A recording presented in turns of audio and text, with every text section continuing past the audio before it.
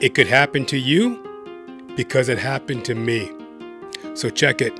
Jonathan Ramcharan, actor extraordinaire, stand-up comedian, Torontonian, Torontoite. And it could happen to you because it happened to me. I am absolutely gobsmacked, astounded, stunned. I recently made a video, TTC Bus Attack. Now, the response to the video was quite well, got a few views, but middling, kind of a middling, indifferent kind of response. No real comments, couple likes, and one or two obscure, dismissive, argumentative responses, as if it was my fault for defending myself. Now check out the video when you get the chance, but the gist of it was I was assaulted on the TTC. It was a minor incident. A man put his hand on me with aggression, and it was kind of like a low-level sort of incident that I addressed by my reasoning. I felt like, this person put their hand on me with aggression, uncalled for. I did the calculations. This guy's a bully. Yes, I'm rolling the dice, but it's kind of a low risk situation. I'm going to confront this. So I confronted it the way I did. Check out the video. Some of the responses were like, "Oh, what are you doing? What are you doing? You acted like a moron.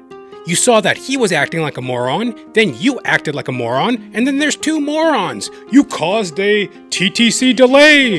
A TTC delay. TTC delay.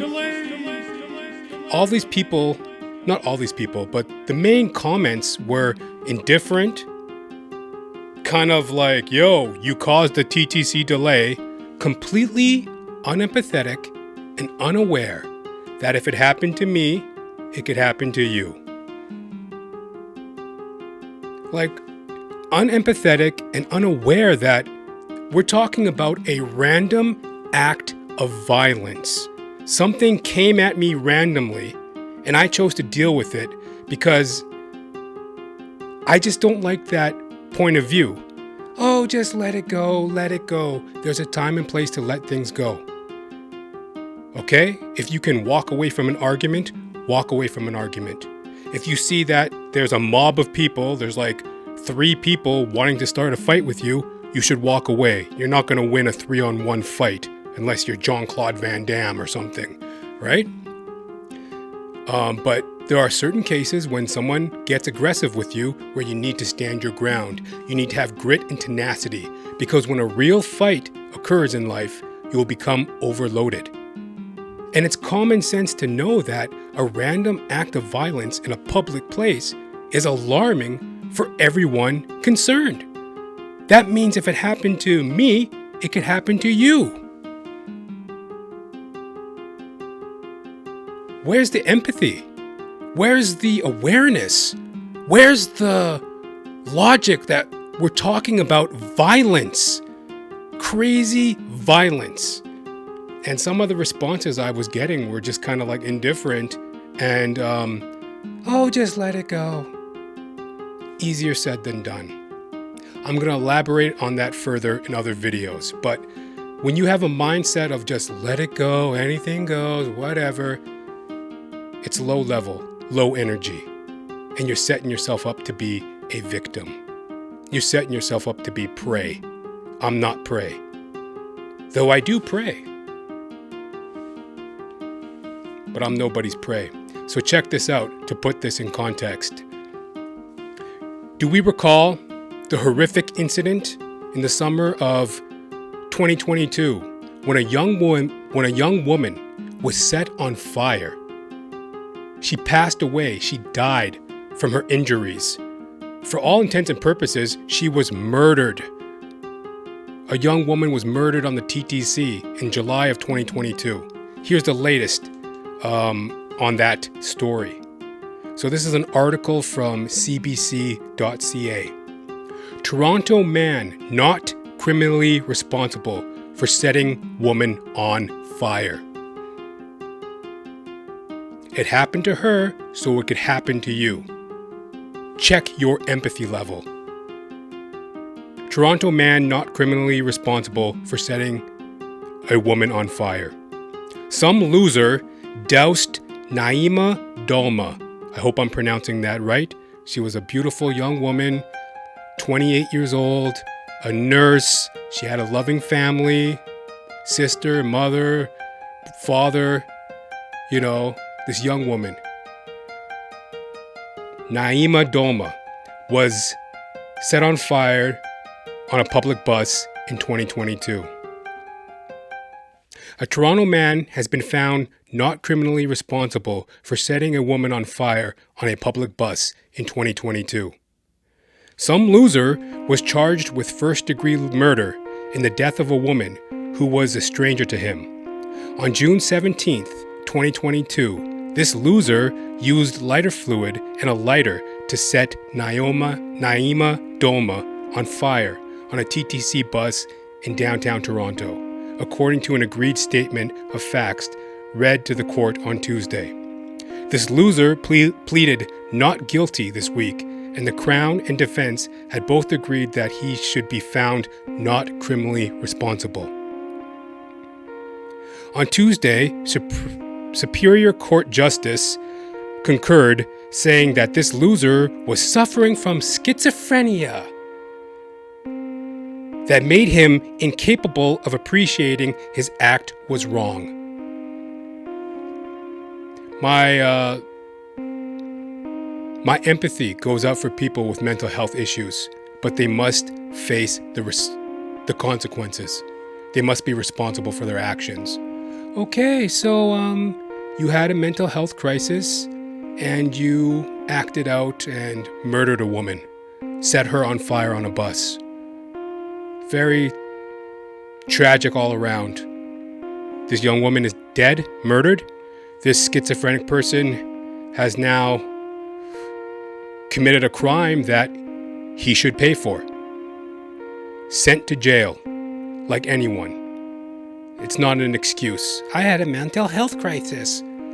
Too bad, so sad. You still got to pay the price, in my opinion. Please comment. How do you feel about that? This man just got away with murder because he had a mental health crisis.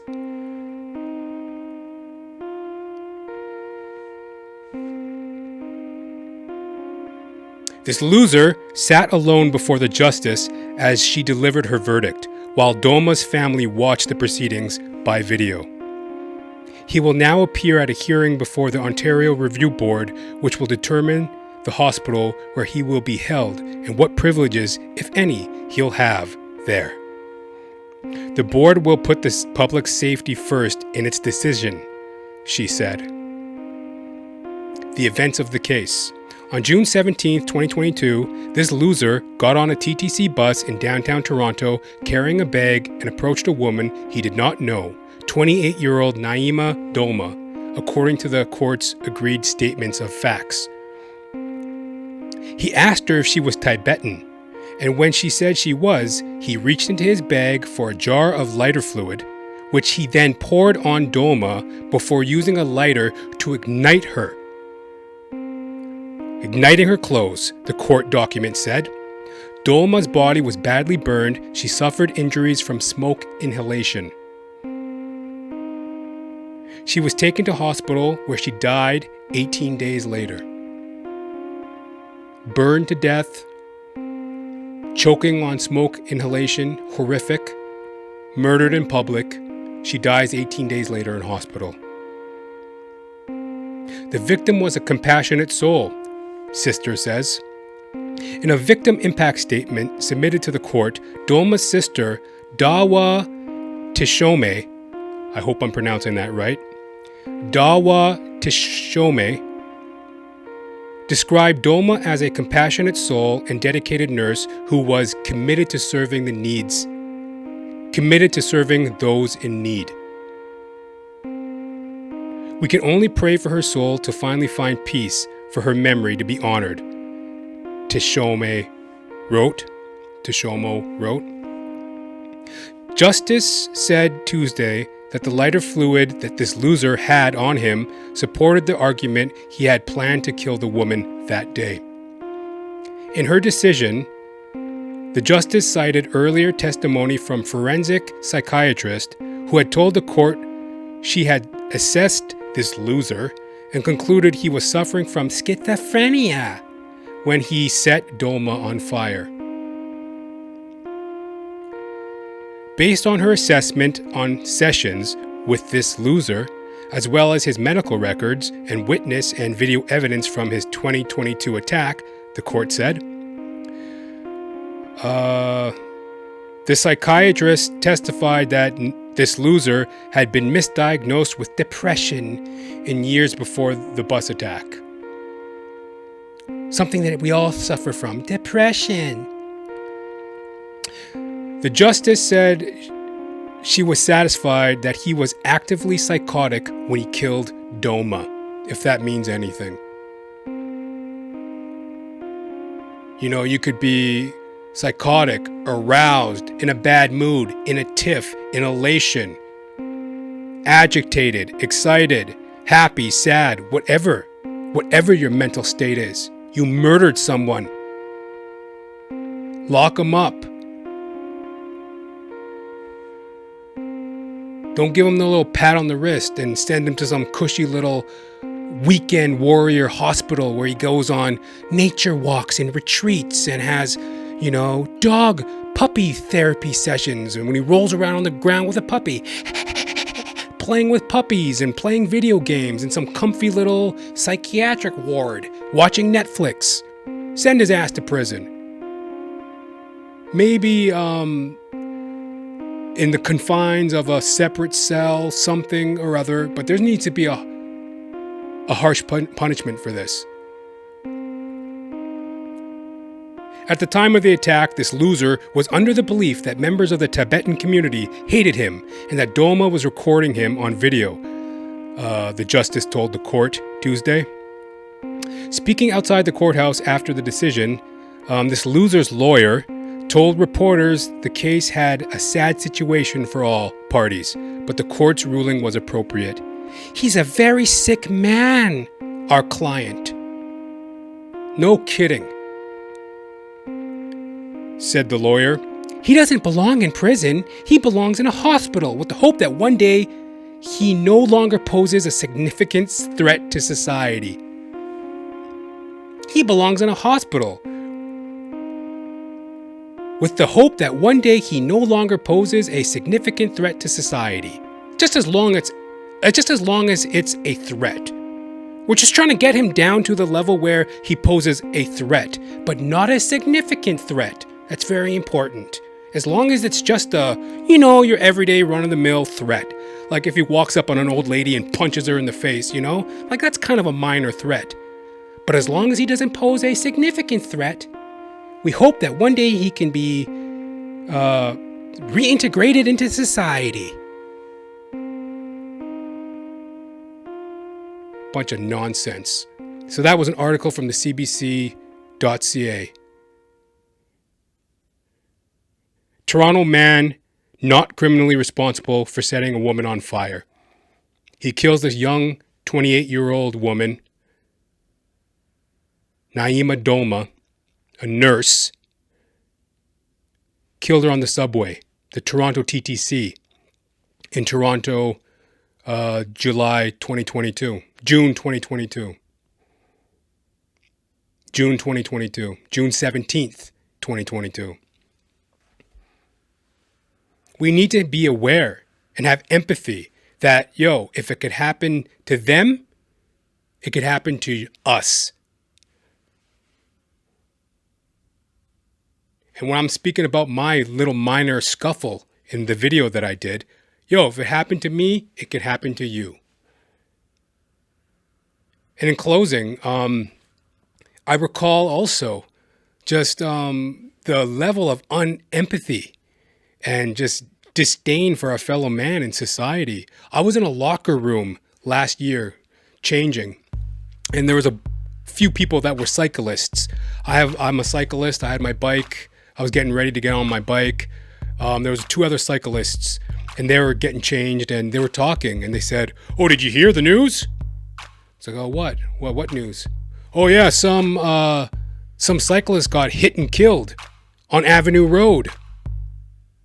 A cyclist last year in the spring, sometime around in the spring last year, Avenue Road, downtown Toronto, in that area, got hit and killed by a dump truck. Hit and killed a cyclist.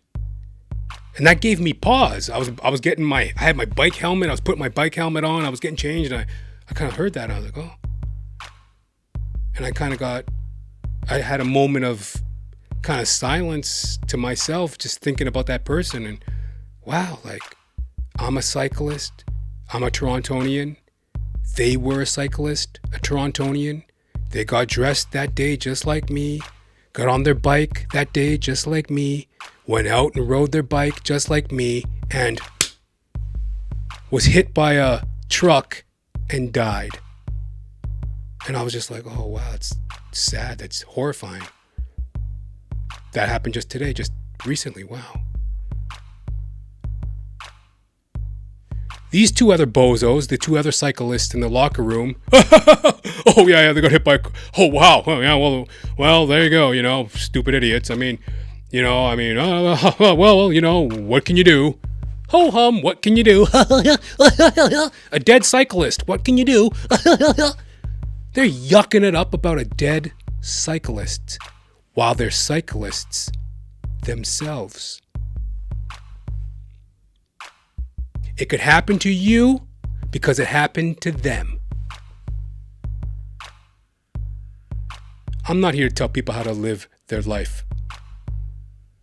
But empathy, understanding, awareness, these are basic tools to navigate the hectic, chaotic, cynical waves of life.